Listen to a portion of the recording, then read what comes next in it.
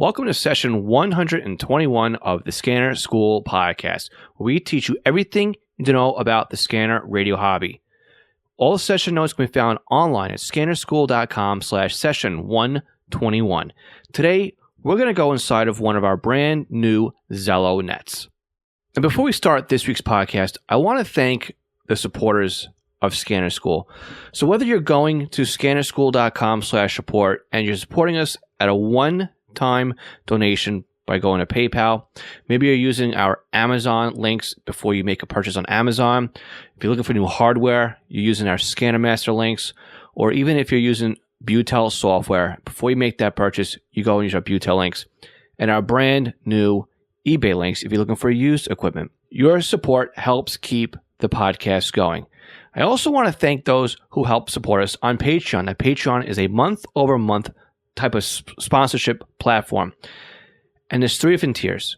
The first tier for $1 a month, you're just helping to support us. And really, at the Patreon takes theirs, we're only getting pennies on a dollar, to be honest with you. At $3 a month, you're going to get the podcast delivered to you early. You get your own private podcast feed that you can actually get the podcast as soon as it's available. At the $5 level, you not only get the $3 level, but you also get squelchy stickers mailed directly to your home. Because at $5 a month, it really equates to being about $1 a week or $1 per podcast is really what you're giving us. So again, I want to thank my Patreon supporters who are Craig Harper, Dan, Glenn Blum, Glenn Bryden, Guy Lee, Irvin Thibodeau, James Felling, Jeff Block, John Goldenberg, Ken Newberry, Mark Beebe, Raymond Hill, Ronnie Bach, Sal Marandola, Scott Vorder, Signals Everywhere, Todd Glendy, and William Arcand. Let's start the podcast. Welcome to the Scanner School, a podcast dedicated to the scanner radio hobby. Class is about to begin. Here is your host, Phil Lichtenberger. So welcome to Scanner School. My name is Phil Lichtenberger. My trader call sign is W2LIE. And again, this is Scanner School. I want to thank you all for listening. Before we get into this week's podcast, I just want to say I hope everybody who is listening is doing well and your family is doing well. Again, as I'm recording this, right, the coronavirus is really taking a hold of the United States. Now, again, overseas, you guys saw the wave before we did over here. It's tough over here, to be honest with you. I mean, New York, where I live, it's the hot zone now in my county is really where we're at right now. So, you know, we're doing all the precautions that we can do. We're doing as best as we can. My 9-to-5 has us working from home. Fortunately, you know, my wife's working from home and my daughter's doing her schoolwork from home, coloring in between the lines and following across, you know, what she has to do in kindergarten. It's interesting, very interesting times. And, you know, it takes some time to reflect on what's going on. So I just want to say, you know, we're here. If you're looking for somebody to just talk to, somebody to send a few emails back and forth. Look, my email's open, right? It's phil@scannerschool.com. Just hit me up. I'm available just to say hi and what's going on and bounce maybe a few ideas off of, help you take your mind over things. So I think we all need it. I know I need it. So, you know, if anybody's out there and you want to shoot me a message and you want to just touch in, that'd be, you know, we can work something out. I want to I want to thank Jenny Taylor, who she emailed me the other day just to touch base and say hi, how things were going, and to let me know that she was thinking about what's going on here in New York. So Jenny, I really appreciate that one. And it kind of brings me into what the podcast is today. So I've been pushing this Zello application, the ZelloNet, recently. And what Zello is, if you haven't listen to that other podcast that I introduced it to, let me just summarize really quickly what Zello is. Zello is a push-to-talk application that runs on your smartphone, your tablet, or your Windows-based computer. Strictly a voice application where it's like a two-way radio, but really it's just voice over IP using a push-to-talk button on a smartphone device, right? But if it works kind of the same as a networked infrastructure. Now, you can use Zello for all different things. You can use Zello to communicate for a business. You can use Zello for neighborhood watches. Or you could use Zello exactly what we are using it for right now, which is to communicate with other people who are in the hobby that we're in. So what you're going to listen to in a few minutes is the most recent ZelloNet that we did. It was the last Tuesday of March. Now, these Zello Nets run every Tuesday at 9 p.m. Eastern U.S. time, with the exception of the first Tuesday of the month where I do my YouTube and Facebook Ask Sessions live. It's the same time slot, so I'm unable to be in two places at once. But again, if you want to join us on Zello, again, we meet every Tuesday at 9 p.m. Eastern U.S. time.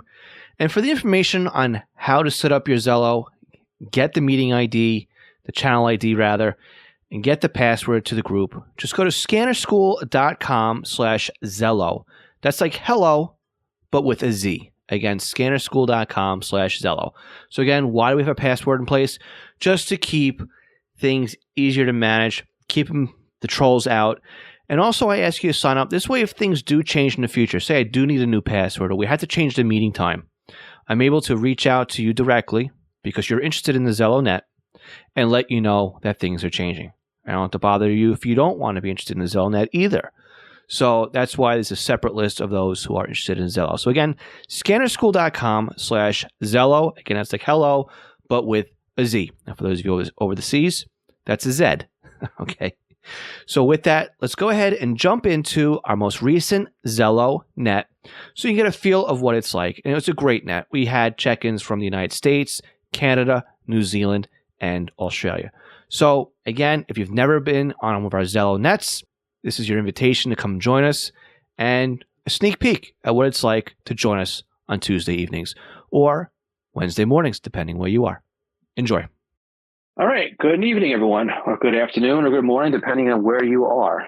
This is Phil, W2LIE from Scanner School, and this is our weekly Scanner Radio get-together. So if this is your first time joining the net, I want to say welcome and thanks for joining. This is a pretty informal net. What we normally do to start off is we take a little bit of a roll call, find out who's out there, whether or not they have any traffic for the net, and also the location. So when you check in, just give your first name, your location, and whether you have traffic. For example, I'd say, my name is Phil. I'm from Long Island, New York, and I've got traffic for the net. And we'll go down a list of check-ins. I'll reply them back, see who's in there, see if anybody else wants to check in, and we'll take it from there. Generally, nice, loose, easy discussion. I'll hang around for about an hour, but the net can continue as long as somebody else wants to take control of it, or you guys want to come back during the week or later on. The channel is always available for you. This is an opportunity for you guys to talk amongst yourselves and kind of build a bond about Scanner Radio and all that stuff. So with all of that said, I'm going to drop the carrier here, and I'm going to look for anybody who wants to join the net tonight. So again, please say your name, your location, and whether or not you have traffic or a question or anything else for the evening. This is Phil, W2LAE for Scanner School. Oh yeah, before I forget to, you don't need a license. Anybody can check in tonight. Please go ahead now. This is W2FD Joe, Long Island, New York. Good evening. This is TJ, K2LIE, St. Augustine, Florida. Negative traffic. Good evening, Phil. Good evening, Net. This is Bob, KD2REJ, South Farmingdale, New York. Mike, KC2SIC, Long Island, New York. Derek, Lexington, North Carolina, just listening in. Tucson, Arizona, no traffic. Evening, folks. It's Garth from Stonewall, Manitoba, Canada, just checking in. Hey, this is Ray from Des Plaines, Illinois. Few traffic, but not much through the day. This is KD2 IKF. Right now in Bayport, Long Island, New York. Good evening to the net. ZL2MST, this is Max down in Masterton, New Zealand. Wishing you all good afternoon. No traffic. All right, let's take a pause right there. We got a nice number of check-ins so far. TJ, just so you're aware, it sounds like, and I'm pretty sure I know what you're doing over there, sounds like you've patched in your two-way radio into Zello. What's going on is you sound very overdriven with your audio, and you keep keying up unexpectedly. So somebody will check in, and then we'll see you key up on Zello with no audio, and then it'll drop so you key up about 3 or 4 seconds, and then somebody else will talk, and then Zello keys up again. So I don't know if there's some sort of loopback going on your end, but it definitely sounds like you're using some sort of patch network in there that needs a little bit of fine tuning, just so you're aware of that. But TJ, been a long time. Good to hear you in there. Hopefully Florida's treating you well. We've got Joe, W2FD from Long Island, New York. Bob, KD2REJ, Long Island, New York. Mike, I got you as PFD Mike. I forgot to write down your call, no big deal. LI, New York. Derek from North Carolina.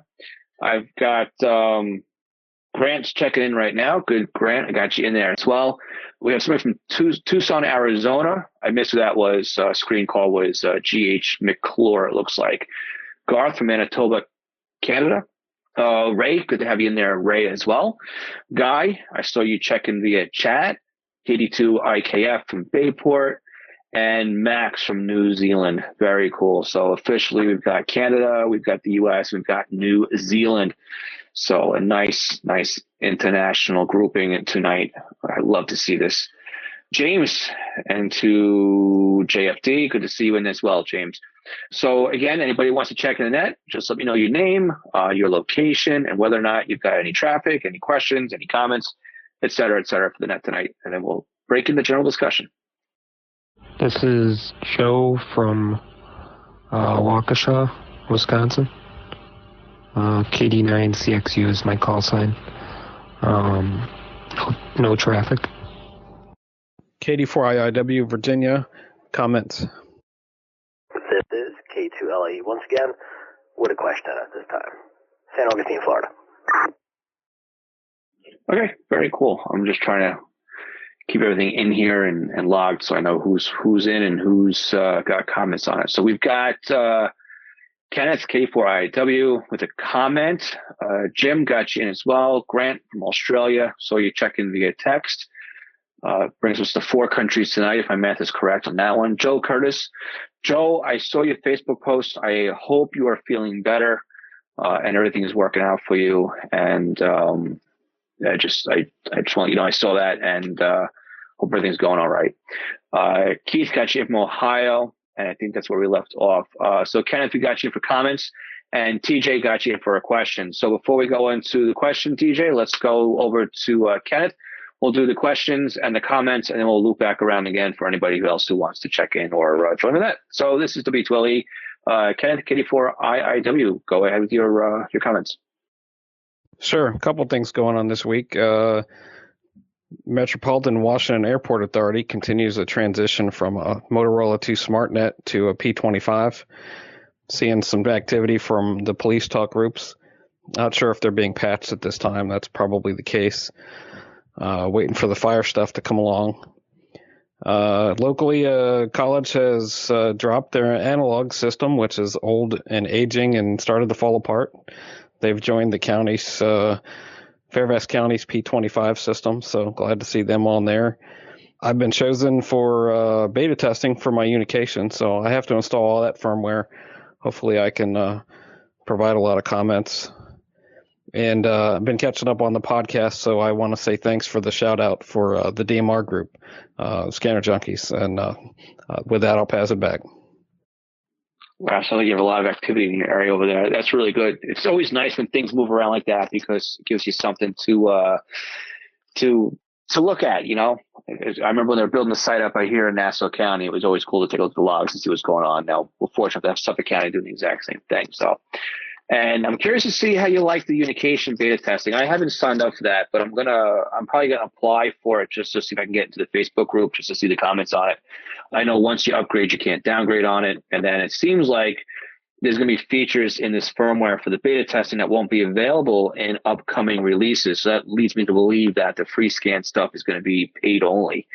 Is that the kind of impression you're getting? I haven't dived into it yet. I got the email links and haven't spent any time with the new programming software or firmware. So been trying to follow the comments in the group, and I'm going to need an Elmer because it's just a lot of confusion. All right. Yeah, this is something too is sanctioned by, Unication Taiwan, not Unication Texas, or not Unication USA. But yeah, I'd like to jump in the group, at least see what's going on, just as a dealer, so I have an idea of what's going on, so I can answer some questions. So I'm just very hesitant to put it in my own devices because I have to loan them out as demos. But very interested to see what you have to say about that, and maybe pick your brain when it gets close to the release. But if you need any help, let me know. I got contacts.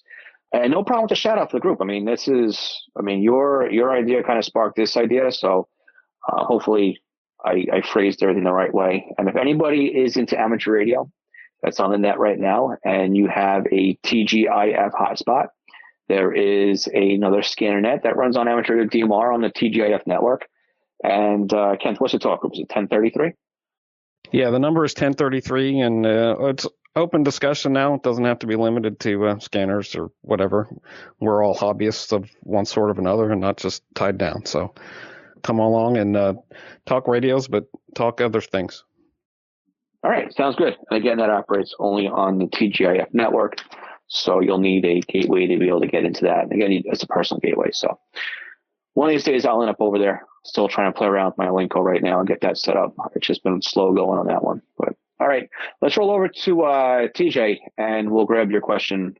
TJ, K2 LIE, the imposter LIE. This is Phil, W2LIE. Go ahead.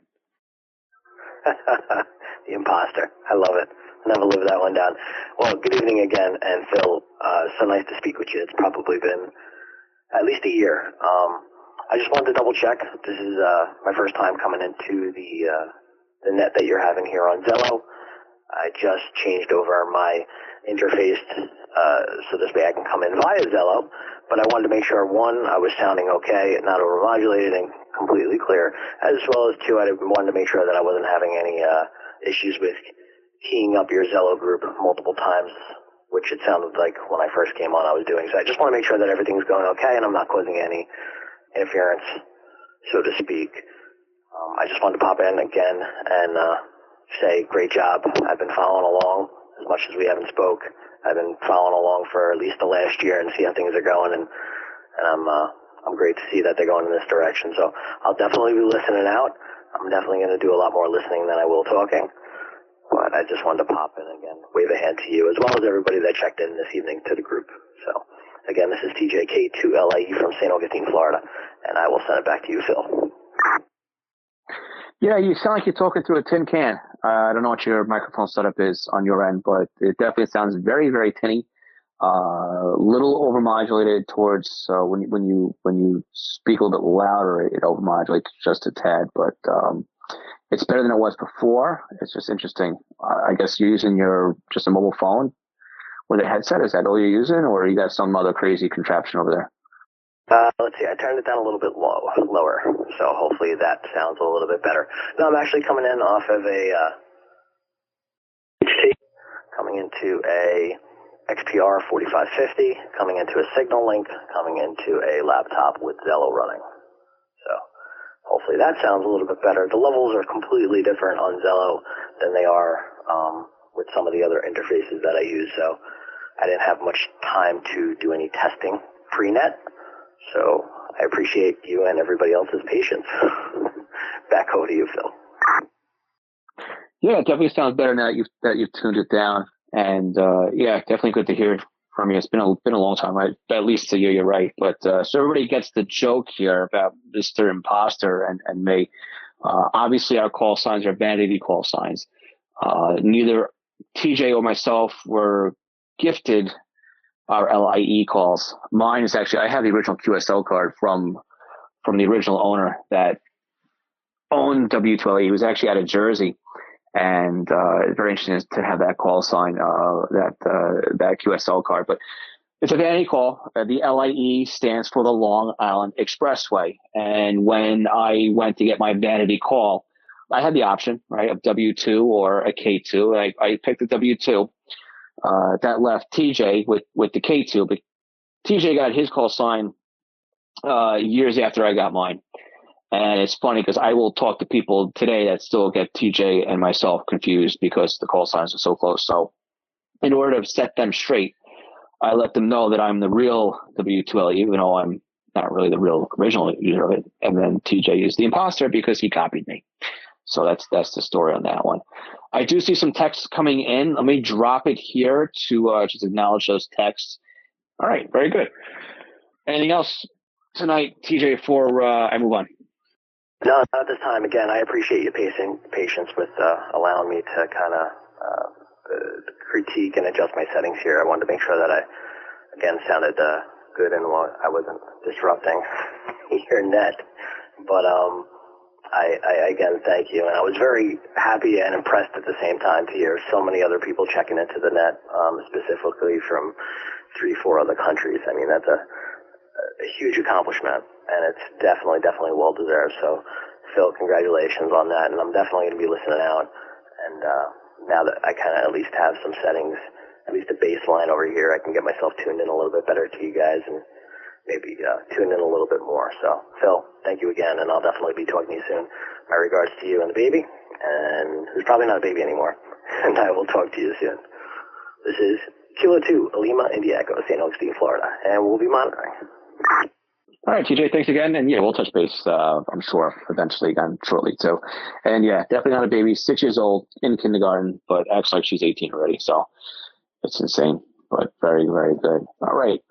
Ray, I have you in for a question. Let's let it drop here for a second, Ray, before we get to your question. Let me do a roundup here so if anybody else wants to check in.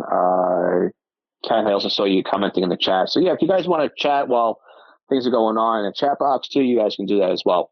So with that, let's take a quick pause here, see if anybody else wants to check in. Again, just check with your name, your location, whether or not you have a comment, question, traffic, etc. for the net. And then after we do this next round of check-ins, we'll go to Ray's question. So anybody else who wants to check in tonight, just again, no license required. This is an open net. There's no need for any amateur or GMRS license. That's why we're on Zello. Please go ahead now. This is Phil, W2LE from Scanner School. This session of Scanner School is sponsored by East Coast Pagers. Now, East Coast Pagers is one of my online companies, and we are a Unication, Apollo, and Swiss phone dealers serving the North American market. Now, if you're looking for a personal use pager or one for your department, we can get you a quote at the very best prices. So why does a company like East Coast Pagers support Scanner School? I think that every scanner radio user should at least put one pager in their collection of radios. The reason why is very simple. It frees up your scanner to just do scanning, and then you have one radio that's dedicated to your local fire activity. Now with a pager, you can have voice storage. You can do tone outs. You can keep it silent. You can go back the next day and listen to what you've missed overnight. It's more than you can do with an out-of-the-box scanner. And with today's pagers having multiple frequencies and even having multiple channels in a scan list, like the Unication G1 can do 8 channels in a scan list. It has 64 memory channels, and out of the box, it comes with 11 minutes of stored voice and a desktop charger. The G2s to G5s, they do P25 Phase 1 and Phase 2 in simulcast environments with stored voice, paging on conventional and P25. Oh, and they're upgradable too to DMR Type 1 and Type 2. They are more rugged than today's consumer-based scanners. And with a pager like a Swiss phone S-Quad, you won't even realize you're wearing one. It'll help keep you informed as to what's going on in your neighborhood. So again, eastcoastpagers.com or contact me directly, Phil at eastcoastpagers.com. Do you have a new scanner? You're having problems understanding how it works? Maybe you're new to the entire Home Patrol database of programming and you can't figure out Sentinel. Did you get a new SDR and you're trying to figure out how to install it? Or you want to learn how to use Unitrunker, DSD Plus, maybe set up a PieAware, or even just make some changes and you don't understand how the system and the equipment works? The podcast might be great for you, but maybe you need a little bit more of one-on-one help with setting something up. I'm available to do just that with you with our private tutoring sessions. You can book me online by going to scannerschool.com/consulting for a 1-hour session. And it's great because we can actually share computer screens remotely and I can guide you through step by step as if I was sitting right next to you. So again, book me for an hour at scannerschool.com/consulting for your scanner radio one-on-one tutoring session. National Communications Magazine is your personal library of scanner, CB, GMRS, FRS, MURS, and two-way radio articles written by the best minds in the business over the past 3 decades. Your NatCom personal online access account allows you to download the newest issues of America's Hobby Radio magazine, as well as back issues too. So visit natcommag.com to download your free sample issues and sign up today. That's natcommag.com for National Communications Magazine. This is Nathan checking in from Louisville, Kentucky. It's Mike in Davenport, Iowa. Here is K9IA and Ian over in Ashby, Massachusetts. This is Dave in Lindenhurst, Illinois. All right. Dave, Lyndhurst, Illinois. Ian from Massachusetts, Ashby. Boy, that one rings a bell. Ian, I think I sent you an email looking for the code book files. If you can send those over, I got to double check where we left off with what's going on here. But I know we traded emails. I just want to see where we left off with that. Mike, Davenport, Nate the robot from Kentucky. How you doing? Hope everything is going well with you and school. I guess you guys are on a break with that as well. So very cool. All right. With that, Ray, why don't you go ahead with the question you have for tonight? Go ahead. I guess my hotkeys not working. Interesting. I'll fix that. Normally I'm pretty good, Phil, with technology. By the way, I have a BC75 XLT. I was doing some figuring out where the heck the interference is in my apartment. I took it outside, and right behind my wall I'm looking at, where the back of my monitor is, there's like AT&T box, a Comcast box, and a metal pole in my ISP that I'm on now box. And when I took it out there, it stopped on 412, and it was humming. How the heck do we get rid of the interference? Is there a way to do that in a radio? Because I know that's where it's interfering. If we can get rid of the interference, I think it would clear a lot of my issues. But I don't know who to go to. Would that be all three or who? That's what I'm trying to find out. Why it would be humming, like squealing, like a, those radiation meters, how they make that big, it was really bad. Came back in, stopped. So we know where it is, but don't know how to get rid of it. Do you have any suggestions? Anyone? Are you only hearing this in the federal government band? You said 412. Are you getting any interference from it anywhere else? Or, I mean, I'm just trying to just get information from you right now before I come up with an answer for you. Let me put it this way, Phil. I took Conti A+, so I had to learn about power supply, so a little bit. Right behind where the pole is, it was squealing on a lot of channels. But specifically 412 was the one that was the most prominent one, right? And it was outside my apartment building because I'm on the first floor and I'm very close to the boxes. They call them the lock boxes, where Comcast, AT&T, and WOW, which is WOW from West, my IP, puts their subscribers. They're in the box from the pole to the box, and it is squealing over there. And I'm so close to it, I'm right behind my bedroom wall is where the box is, so I know it's interfering. Right, but what I'm saying is just because you hear it on 412 doesn't mean it's interfering with everything across the band. There will be certain spikes up and down the spectrum that it might be transmitting on or oscillating on, for a better choice of words there. You'll get some harmonics all up and down on there. But I just saw you sent a text in 4 band. What other bands are you getting that in?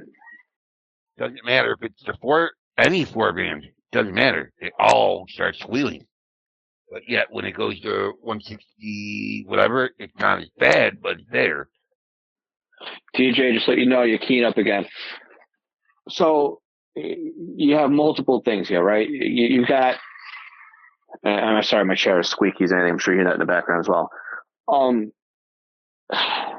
If it's not going to send a carrier out on a frequency you're worried about, then it's like any other carrier you're not monitoring, right? It's not going to be a worry to you. If, however, it knocks out like the aviation band, or it's going to lock out, your low band, and it's something you want to listen to, right? As a radio user, that's when it becomes concerning to you. Everything oscillates. Your wall power supplies, smart meters, even LED light bulbs generate some sort of oscillation.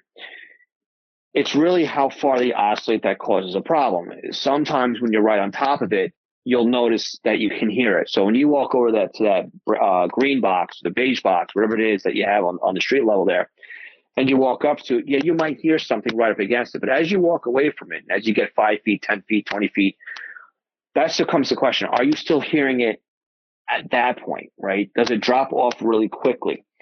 Where I work with AT&T, we have crews that go out there and they hunt for things specifically just like this. Is it in the 100 megahertz band? Is it in the 700 megahertz band where we have our cell phones? And then they go out there and they try and fix these. So there's that, right? Should these things be oscillating further than feet away from the devices? Probably not. Who would you call up and complain about? You could call up each provider and say, hey, I'm a radio user. I know you have a box here.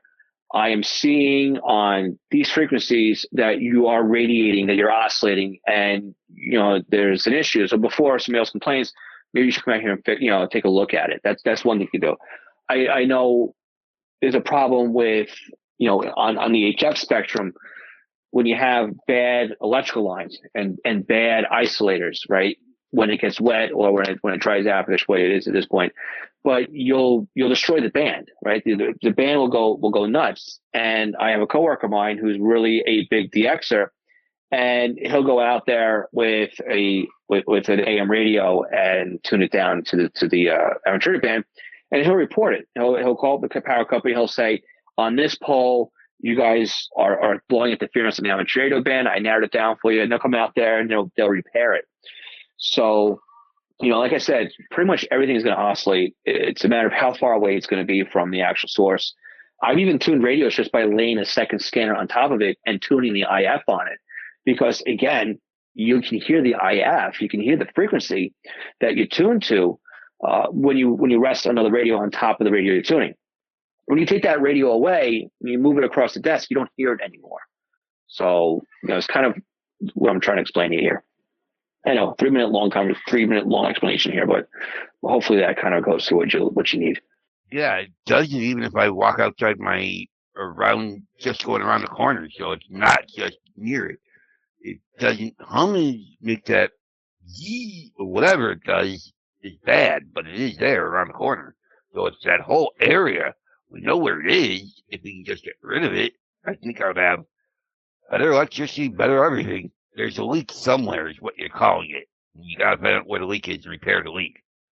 Yeah, I mean, I would just recommend that at this point, then, if you know it's coming from that box, then call up the carrier and say, I'm a radio user, and I noticed that you guys are radiating on this frequency outside this box, and you may want to have somebody come in and just check it out.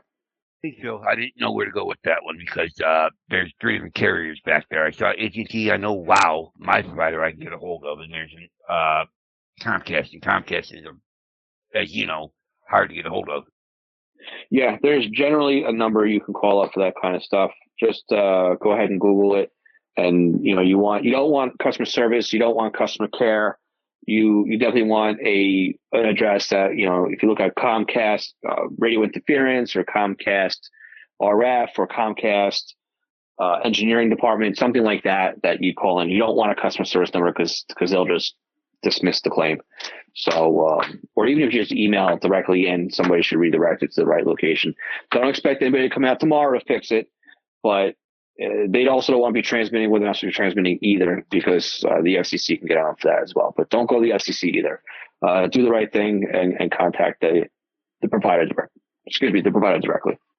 Will do. I know Comcast only has a chat box now, and they're only giving the 800 number out, so they do no good. Yeah, well, I'm sure you'll find it. They got to have some department, an engineering department or something like that handles it. Worst case is you just keep emailing them and say it's still a problem, and maybe it will go in the right location. So, but hopefully that helps you out. All right, let's take it's the bottom of the hour here. We're halfway through, a little more than halfway through right now with the net. Anybody else want to check in? Feel free to do so. Just drop in your name, your location, and whether or not you've got any type of traffic, any type of question for the net this evening. This is Phil, W2LE, and standing by for check-ins. Joe with 2 comments, Phil. All right, Joe, go ahead. W2FD, Joe, this is Phil, W2LE. Go ahead with your comments. Yeah, I did what you told me to do on the last net with the range. Worked out perfect. Thank you. Second question. Do you have any idea of if they're going to do any more updates on the SD100s? Glad to hear your range worked out well for you. That makes me happy. So always nice when the device works out as planned. So Very happy to hear that. Thanks for letting me know. As far as updates come to the Uniden product, so, as you might know, Paul Opitz, he passed away a couple months back, and he was pretty much the brains behind what was going on at the product development side of the house. So it's going to take some time for Uniden to kind of do what they have to do to fill those giant shoes that Paul left there. I'm sure they already have a team in place. I'm sure they've already had somebody who was, who stepped in to do that. But, I think Paul had a roadmap. Paul knew what needed to be done. And hopefully that, there was a list of things to come. I don't think Uniden's going to let any product die right now. I don't think that they're going to just abandon support for the SDS 100 to 200. It would be nice to hear from them, let us know they're still working on the product. But for now, it's a wait and see game. Some companies don't come out with updates, maybe every 6 months. I know as products do age, the updates do slow up. I don't know last time we saw an update to the BCT 15X or the 996B2 or the 436, even the 536. I know the SDS 100 and 200 about a year or so old. So it could be that updates are slowing down because they got a lot of the bugs updated a year ago. And that's when the updates were coming fast and furious because they were uncovering bugs and fine tuning the machine, so to speak. Yeah, the same thing with the 200, the Home Patrol 200. They left open slots in there for telling us upcoming good stuff is going to be added. And again, that was another thing that never was updated in quite some time. Yeah, it would be nice if some of these ports would start to work. But my hope is that this doesn't turn into another Siren app fiasco where there was the application for the mobile devices that only came out for iOS. It was supposed to do what it was supposed to do and left the Android camp hanging. And that was that. So we'll see. We will definitely see. But for now, I would just say we just have to basically wait and see what Uniden does. Yeah, and one more comment. At least thank God they're still keeping up with the updates on every Monday. So that's a good thing. Oh, yeah. You know the lynch mob that would happen if they didn't? Whistler is they had an issue, I guess, a while back with something on their end broke. Or I think they actually had, was it Don Starr? Was that him that actually wrote the tool that pulled the data out of radio reference and ported it over to the GRE Whistler line? And then I think something on that end broke, and then they had to scramble to get something up and running on the Whistler side. So they were without updates for a while. But yeah, Uniden's been doing that since the old Home Patrol 1 days. So it's been over 10 years they've had that up and running. So it is cool that it's still in there and it still works. And that's one of the things that pushes those Home Patrol lines. It's the fact that how well it plays with radio reference. Oh, yeah, for sure. I've been a member of Radio Reference for many years now, a long, long time. Well, I thank you very much. Thank you for the net. It's, I'm always here when I can be. And again, thank you for having the net, and thank you for answering my questions. Not a problem, Joe. And I know that you're on call around this time too, so I'm glad you're able to stick around. Very good. So I have a little bit of traffic for the net tonight too. I found some stuff out this afternoon. I wasn't told I couldn't share it, but also didn't ask for permission either. So we'll get to that in 1 second. So let me see if I have anybody else that wants to check in, anybody else who has any comments or questions before I go ahead and spill the beans on this one. Go ahead and just drop your name and your location and whether or not you have traffic for the net. We'll get you checked in, and then we'll move on from there. So anybody who wants to join the net, or anybody who's already checked in that actually wants to bring traffic to the net, again, this is a good time to do so as well. This is Phil, W2LE from Scanner School. Net control? Yeah, go ahead. How's it going, Phil? Name is Mark, Marianga Rubber Kilo. Over here in Pennsylvania. Just was wondering if you had any of the Pennsylvania interrupt frequencies at all, by any chance, if you can send them to me. I looked online for them on Radio Reference, and I couldn't find the main actual frequencies for this area. If you can hit me up with them, I'd appreciate it. All right, Mark.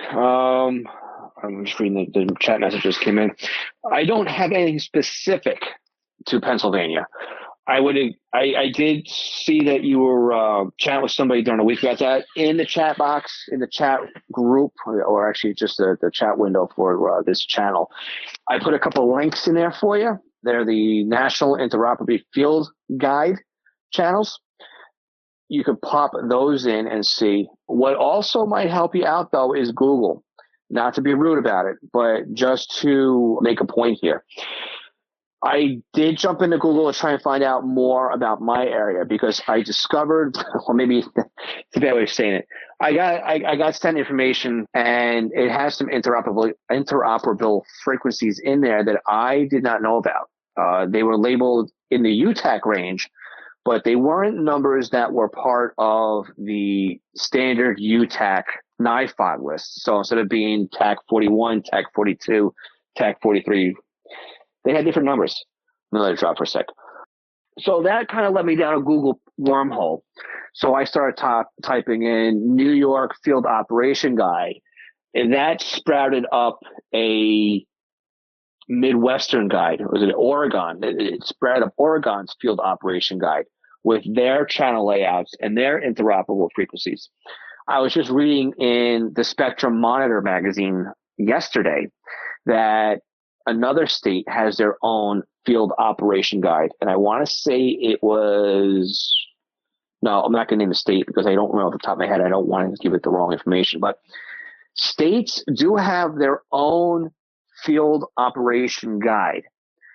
So you may just want to jump onto Google and type in Pennsylvania Field Operation Guide, Pennsylvania Radio Interoperability Guide, just something along those terms. You may stumble across a .gov website that has a field operation guide tucked away in a shared website path that you have to hunt down to find. So I wasn't successful finding one yet for New York. If anybody has one for New York, I'd love to see it because there's stuff on this code plug I see that is not in the National Interoperable Guide.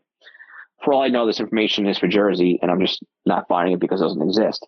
But anyway, my point is there is a national one that's done by the DHS, and you will find, if you look hard enough, possibly a state system as well. Okay. Sounds good. I'm also a member of Bridgecom. I guess you know them. You know, whatchamacallit, you know all of them over at Bridgecom.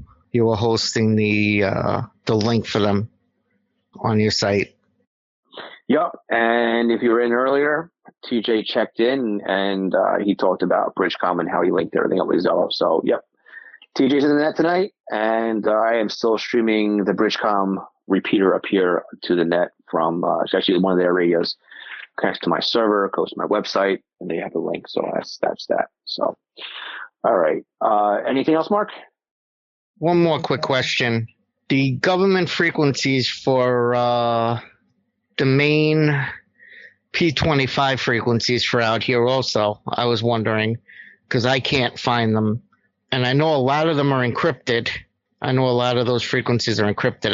I got myself the SDR scanner, the SDR 200. It's either the 200 or 2000. I don't remember offhand. And it works pretty good. You mean the SDS 200? Yeah, it's a nice radio. But yeah, if you can't find the frequencies and reference, just take a look at the FCC database. Go to fcc.gov/ULS. You can do a geo search in there. The radio reference database is community driven, so it means that somebody needs to actually confirm the frequency, submit the frequency, and then somebody has to publish the frequency, right? So, yes, the radio reference database doesn't just allow somebody to just take an FCC dump and submit it because they want to have actually working frequencies. So it's very possible that there's, stuff in the area that is active and online that's not in the the radio reference database. Also, quite possibly, which I find out here locally, is that there's frequencies that are in use that aren't in the FCC website because some carrier should decide or some department should decide to use somebody else's frequency. They have an agreement set up or they don't have an agreement set up and they've clueless and don't realize that their license expired. years and years and years ago, and they're still using it. So, but very good. Before the net closes out tonight, I just want to loop into some things that I have discovered this week as well. So I see, Ray, you're in there as well with something, but I want to answer Guy's question really quick, and we got about 10 minutes left. So, Mark, if you have nothing else, I'd like to just move on, if you don't mind. Okay, sounds good. Sounds good. I'll pass the other information on to you of what I have. What should I do? Email it to you, the information that I have? Because I got a whole bunch of stuff also. Yeah, sure. You can email me that. That'd be great. Just my name, Phil, at scannerschool.com. Also, check in the chat. It looks like Ray has posted a few links in there as well. So I don't know if they pertain to you or not, but he might have found something for you as well. Okay, sounds very good. Sounds very good. Thanks a lot. I appreciate the info. Okay, no problem. And while I got my finger on the button here, it looks like, what is this here? Guys asking, is there a recommended delay setting for DMR that you help me set up? Remember the Fisher system, it hangs up and does not scan. There could be a delay setting in there, Guy. I don't think we set one up. It would be a hold. It'd be a system hold. The system hold will tell you how long to sit on that group, that system group, before it moves on. It won't hold indefinitely, but it will hold for a certain amount of time. Normally, it's just set for 2 seconds or so. So you may want to check that out. It could also be that you're locking onto a birdie or you're locking onto a carrier that is just transmitting constantly. Is it locking onto a one frequency, or does it just seem like it's scanning, but it's not leaving that favorites list or that scan list, or that system rather? That would be something to look at with that as well. But yeah, I know you're trying to dig through DMR and that Fisher and the hospital system out there. You got a lot to go on. So let me just let it drop here so I can clear my throat for a second. And then let's see what you got here. Hold on. It says it's scanning and not reading that system. Yeah, I'd have to take another look, to be honest with you. It's been a while. And if you want to send me the system, I'll load it into my thing here and take a look at it. Let's see, I got MWS because I have some fogs from states, but some are rather old now. Sometimes the state will have a skip in the title. Okay, very good. Skip. Just out of curiosity, if you could explain what skip would stand for, if you want to type that in the box. And that comes from MWS 1974. And that'd be good as well. So yeah, some other thing to look at there, Mark, would be look for a skip. All right. So what did I find during the week? So I was forwarded a bit of information from somebody who knows a little bit of thing or two about what's going on down here. So down here in Jones Beach, New York, we have coronavirus testing. And there's a lot of testing going on here. And I think one of the reasons why New York is number one, and we're number one in the cases of coronavirus, is not only because of the population, but because of how aggressive things are with testing out here. So the more, obviously, skip, state com interoperability, I guess it was protocol or plan. State com interop plan. Thank you, MWS. So anyway, what I was saying was, they're using Motorola radios down here to communicate. We've actually seen pictures. I think somebody actually shared in the Facebook group a picture of somebody wearing that Tyvek suit, basically with a Motorola a radio slung over their shoulder. And it looks like they're using the 7-TAC frequencies, simplex. And I was told it's 7-TAC 73, 74, and 77. So if you're on the Long Island area, and if you're near one of these Corona testing sites, or if you're across the country or whatever, it'd be interesting to hear. Again, 700 megahertz simplex. Do not expect a large range on these if you're able to pick them up. Again, we know how well simplex works, point to point. If you're talking handheld to handheld, you're talking about 5 watts or so, give or take. So you're going to have to pretty much be there on the scene or relatively close to it in order to hear anything. So unless they're cross-banded repeated out to someplace else, but they are using the 7 tack, which means they're following the night fog. So that's what I've discovered. Also interesting, I want to thank Bob. You sent me a video during the week via Facebook, KD2REJ, and it was communications here of our local hospital. They are, again, on DMR. And they were talking about setting up auxiliary bedding and stations for more patients, which is a scary thing. Was it the health ship comfort? HN something. I forget what the actual acronym is on that one. But somebody posted on Radio Reference that the sister ship has a onboard turbo system, and they were actually submitting into the database the talk groups they discovered on the onboard turbo system. So if you're West Coast near the sister ship to the Comfort, or if you're in New York and you're close enough to the seaport, it may be something to take a look at in Radio Reference, that there is an onboard repeater on those ships. So take a look at that as well. But it's great that we had a good net tonight, that we didn't really spend too much time with last week talking about the virus. So with that, let's do one more round of check-ins. I see, Ray, that you're still setting stuff out here. Okay, very good. All right. So with that, we got 5 minutes left. I've been talking here for 6 minutes straight, so I want to let everything drop anyway. So if anybody has any last minute they want to bring up the net, any last comments, last questions, any parting thoughts, anybody who wants to do a late check-in, please go ahead now. This is Phil, W2LE from Scanner School. I got one more quick question. With the SDR, I have a regular SDR also, the SDR RF hack. I have that also, and I have that programmed. Will that also pick up the P25 stuff? Because I've been trying with that also, and I put an outdoor antenna on it. I have a tower up, and I have the antenna up about 160 feet. And I was just wondering if there's any other software for the RF SDR hack, if you know anything about that. I don't know specific to the RF hack device. I don't own one. I don't have the budget for that one. I use the RTL SDRs. Those are those $30 devices. But if it interfaces with DSD Plus, that will allow you to listen to P25. Again, I don't know if the RF hack device will play with DSD Plus. You would have to go to their website and find out. Again, it's Delta Sierra Delta, and then the word plus. Strongly recommend joining their Fast Lane program, which is $25 lifetime license, and it gives you free updates.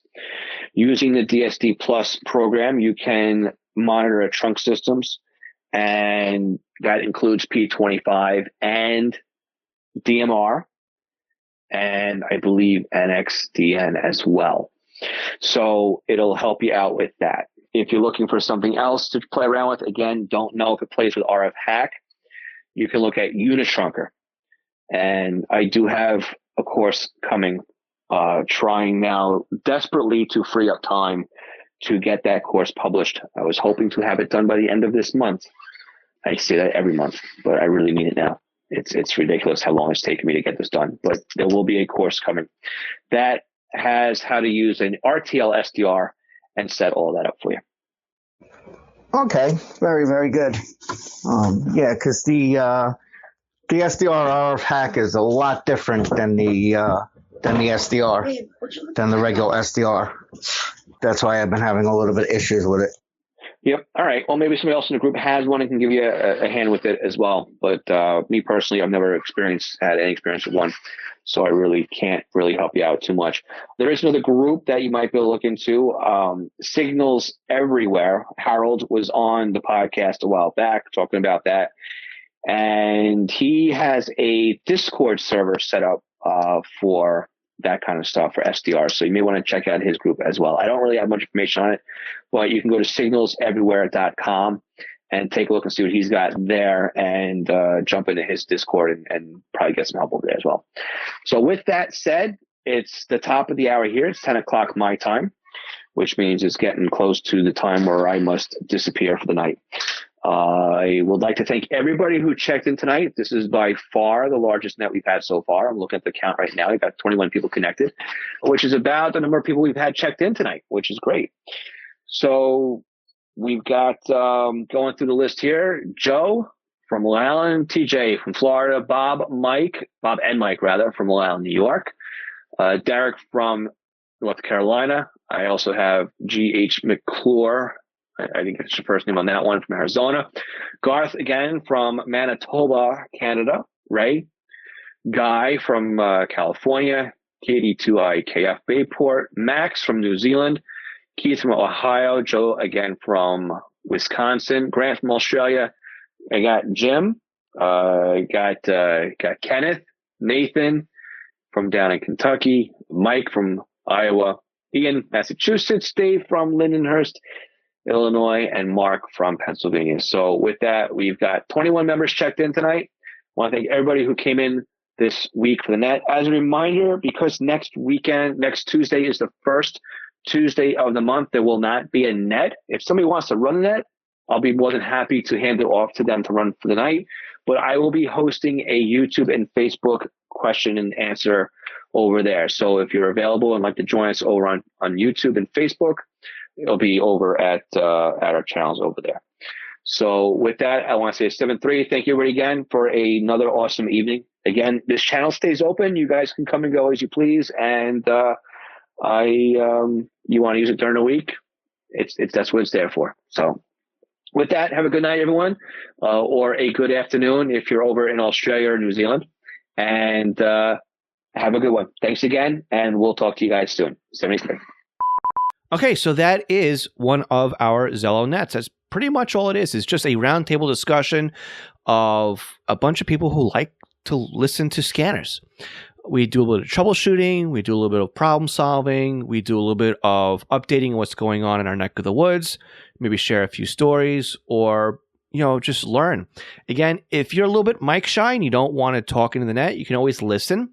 And there's also a chat side of the net as well. So you can always just type in your comments, or as somebody's speaking, you can also type in an answer as well. So it's a great time. It's a very fast hour. It's good to just be able to be out there and talk to somebody, especially like today, where you kind of, if you're not talking to your family, or maybe you're not talking to anybody for a couple of days, it's just nice to get on there and talk shop to somebody, something that's in your hobby or something like that as well. So, and the channel's always there, right? Just because the net's not happening doesn't mean the channel goes away. The channel is there. You can jump into there and see if somebody else is available to talk as well on there. Now, again, if you're not into listening to the channel all times, you can mark yourself busy and you can go back and listen to it whenever you have time. The nice thing about it, if you signed into the channel, you can always go back in and play the net, the next morning, which is always really interesting as well. And that's how I got the audio. I just went back on my phone and I synced it up with my computer, hit play, and it went right through all the audio for the net. So that was just basically a playback of the week's net. All right, guys, we'll talk again next week. Again, stay safe. Hope everybody's doing well and everything's well with you guys. And we'll talk soon. So again, scannerschool.com/Zello is how you get into the Zello net.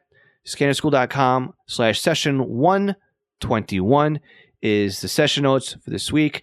And again, if you want to help support the podcast, scannerschool.com/support. We'll talk to you all again next week. 73, everyone.